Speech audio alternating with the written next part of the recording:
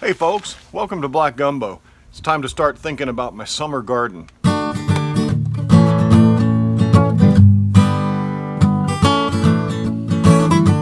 Alright, well here I am at my makeshift little junk pile planting table. I'm going to sow some seeds for my summer garden and get them started. It's it's mid-May. It's going to be hot here soon. I'm fighting humidity already and powdery mildew, and some of my crops are just about finished. My squashes especially. My zucchinis are coming out next week, most likely.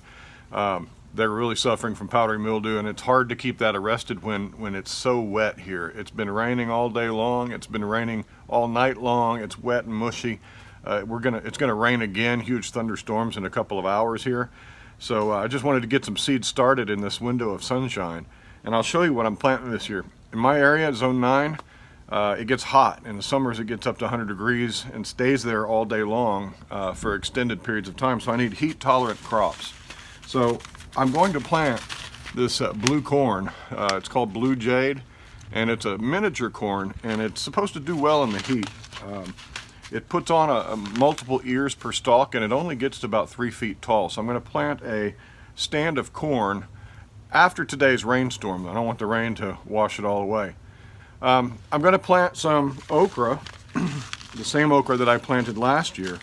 Okra is very heat tolerant. I'm going to plant some red, this Jing orange, this bowling red, and I'm going to plant these two, and this Hill Country heirloom red, and I'm going to grow these in the ground this year rather than in containers. They did very well last year, but yeah, I'm going to put them in the ground and watch how much better they do. I'm going to sow some watermelon, and we're going to plant this royal golden yellow watermelon. I've actually got one sprouted in my garden now, but it's not doing so hot. And I'm going to plant some more eggplant. Eggplant does well in the heat. And while I've got eggplant growing now, who doesn't want more eggplant? And I'm also going to plant these Purple Hulk peas. I've got a bunch of them here from Gurney's. And I bought this one from Gurney's this year instead of the one I usually plant, which is either saved seed from my wife's grandparents or from Baker Creek.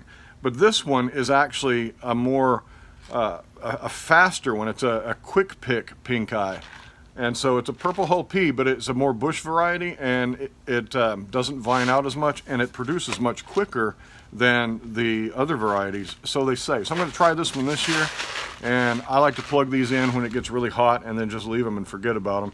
And they usually get covered in aphids, but they still produce. And they're nitrogen fixed for your soil, and they make a good green manure. So that's what I'm planting, and I'm going to start with some seeds right now. So I'm going to begin with some peat moss, and I'm going to moisten this stuff up. Check this out. God gave me free rainwater. We can mix this in. Actually, I'm going to set this right in there because it's got holes in the bottom, and just stir. Starting seeds is really easy. I'm just going to use these recycled containers that I bought some plants in, and I'm just going to fill them up with that peat material that we have here. Real simple. Sorry for shaking the camera a bit, but you're sitting on my table there. Simple. Level it off. It's kind of coarse, but these are large seeds. I'm going to plant my okra into here. And I'm going to do 2 trays of okra. So let's do another one here.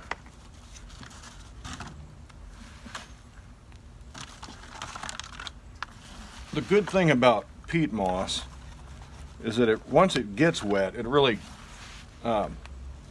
holds onto that moisture for a long time. Keeps it in there.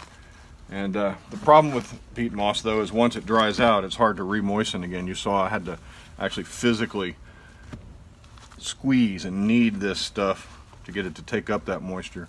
But again, this is just a seed starting mix. We're only starting seeds in here. These will be transplanted into the garden, into the proper soil. And yeah. All right, let me find my seeds. With okra seeds, the instructions say you should soak these seeds for 24 hours. I don't have time for that. We're also about to get major rainstorms. That'll soak them good enough for me. So I'm just going to plant these. You're supposed to direct sow okra for best results. But in the past, I've grown okra in little pots like this and transplanted them. So that's what we're going to do.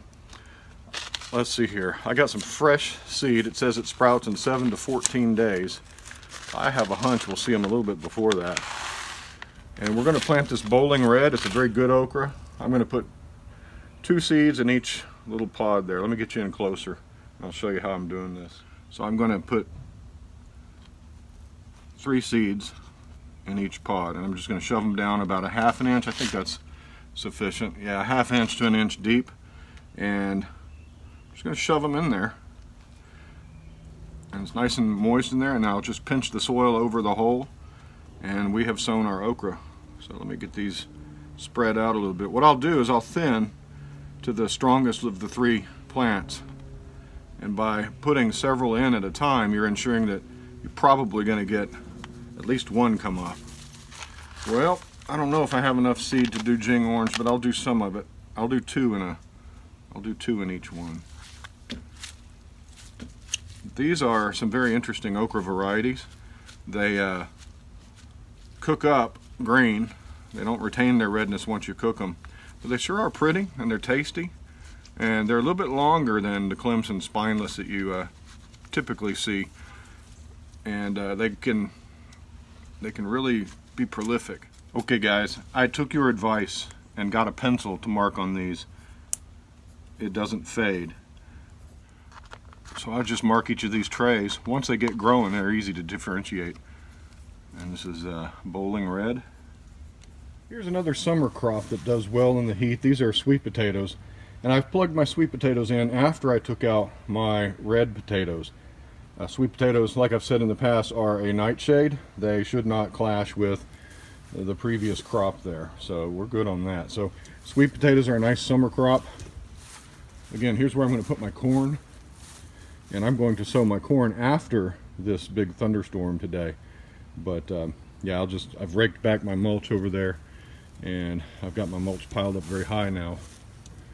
But that's where the corn's going to grow. This is a crop that really loves the heat and can do well through the heat. And this one has very many blossoms on this. I'm really impressed with this little eggplant in terms of how much fruit it's going to bear with all those blossoms. In the past, I've grown ping tongue eggplant, some Asian eggplant, and it didn't give me that much fruit per plant. So that's an impressive variety. I forgot what it was. I think it's Rosita. It's a small eggplant. So you'll get more eggplant with smaller fruits, but you get a lot of it. And yeah, eggplant, man, it's delicious. Good summer crop. Sweet potatoes are doing well. They're going to take off when the heat really kicks in. You'll notice a big burst of growth from these. This is Murasaki 29. That is a purple sweet potato. The beans will grow through the heat pretty well, but if you can't get regular beans to grow in the heat, here's one you need to grow. This is my beans that I planted in a pot, and I showed you how to grow these Chinese long beans. Look at that. They're already starting to put on some fruit for me. These are delicious, absolutely delicious, and you can see how they're long and prolific here. This brings me joy. This will grow through the heat, and it will keep producing all through the summer. So get you a yard long bean, Chinese long bean. They go by different names, and start picking these. You can store them in the refrigerator and get you a big batch of them, and they taste really good. This particular variety has kind of a combo of maybe a slight asparagus taste and green bean taste, and I like to stir fry these. This is delicious, and this makes me happy. And look at all those beautiful blossoms. That is a wonderful bean. By the way, over there you see my dragon tongues. Look how yellow they are. Now, I've been watching around. Some people said maybe they need some nitrogen. I've noticed that dragon tongue beans are a little more yellower. They're just a paler kind of a plant there. So okay, so let me give you a list, and this is a fairly common list of vegetables you can grow in the heat of summer. On a lot of these lists, if you research this online, you'll find tomatoes on there and cucumbers. The tomatoes and cucumbers don't do well for me in my particular region. Now, I'm in zone 9A on the border of zone 9B. My zone might be a whole lot different than where you live in zone 9, simply because of our climate. I mean, the zones are pinned on the frost dates, and it might you know, our frost dates might be the same, but I live in a humid environment. You might live in zone 9 where it's very dry. And if it's very dry where you live, you can grow cucumbers and tomatoes a little more easy because you don't have the humidity, which has always given my cucumbers powdery mildew. I can't grow cucurbits in the summer very easily without having powdery mildew kill them. In fact, I'm struggling with powdery mildew even now on my cucumbers because it's so very humid. And I don't want to lose them. Armenian cucumbers are one of the varieties that will grow through the heat, and that's what I'm growing, but I can't really count on that. And so if you're in zone 9 in a humid environment, and by humid I mean 80% humidity and higher for extended periods of time, I wouldn't risk growing cucurbits unless you're growing some sort of a watermelon or some kind of, you know, melon, a true melon. That's another one you can grow. Melons grow well in the heat. Watermelons do well. I grew those successfully, and I'm going to grow them this year. Corn. You can grow corn in the heat. In fact, I grew corn last year as a remediation tool in my herbicide-tainted garden bed. It did its job well. Most people want to grow sweet corn, though. Sweet corn is a little more finicky and harder to grow, and is prone to all kinds of pests and diseases. I wouldn't grow sweet corn as my first choice. I'd grow a flint corn or a dent corn, and those are the kinds of corns that you make masa and corn flour, cornmeal. Those are grain corns, and those grow really well. They're really tough plants, and they grow really tall, and they're stately and beautiful, and they sway in the wind and all that. I am going to grow sweet corn this year, though. I'm going to risk it. I'm going to try. I'm going to grow my blue corn, which is that variety I showed you. It's a 3-foot tall corn, has multiple ears of corn per stalk. We'll see if it works. So another good winter or summer crop that grows well is Malabar spinach. You can grow amaranth. I don't grow those, but I know that they are heat-loving plants. Cucumbers, like I said, don't do so well, but if you have a variety like the Armenian cucumber, which is truly a melon, that's a good option. But I already said that, didn't I? Sweet potatoes. Sweet potatoes thrive in the summer heat. Eggplant thrives in the summer heat. Bell peppers will do well in the summer heat, but bell peppers will also get sun scald, so you might occasionally need to put some shade over those guys. But they do love the heat. Hot peppers love the heat. Peppers will take off when it gets really hot, and you'll see that your pepper plant's really producing for you in the middle of the hottest days when you don't want to go outside. So yeah, those are some, let me refer to my notes here. Those are some good options for planting. Again, I showed you the okra. Okra is very, very hardy in the heat and puts on a lot of pods. Last year I grew okra in containers, and I did a comparison between fetid swamp water, Dave's fetid swamp water as a fertilizer, which is an anaerobic fertilizer, and fish emulsion, and they performed exactly the same.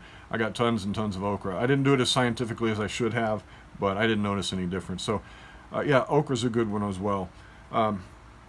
So you want to also consider what's called, well, they're cowpeas, and it's a huge family of legumes. You might know them as southern peas, or crowder peas, or black-eyed peas, or purple hull peas, or zipper cream peas. All of these are cowpeas, and cowpeas grow really well in the heat. They do really well in poor soil, and they actually improve your soil. Cowpeas are a good one to grow. I showed you the yard-long beans. Those do well in the heat. They thrive in the heat, and yeah, very delicious beans. So there are some ideas for summer crops that you can try, and if you can get 3 seasons out of your garden, those are the ones to put in the middle portion of the year. Watching the live stream. There's just a lot of cool stuff. While the thunderstorms roll in. Hey, thanks for joining me on Black Gumbo Southern Gardening. Thank you so much for your subscription. If you haven't subscribed, please do so. Follow us on Instagram. We post a lot of pictures of our garden there. Look up Black Gumbo Southern Gardening on Instagram. Also, follow us on Facebook. We have a Facebook group, especially if you need to send me a picture of something to look at. Facebook's the way to go. I'll respond in Messenger. I might not be very quick about it these days. I'm not on Facebook as much as I used to be. But you can always find me there. Y'all have a nice time. Happy summer gardening. See you next time. Bye-bye.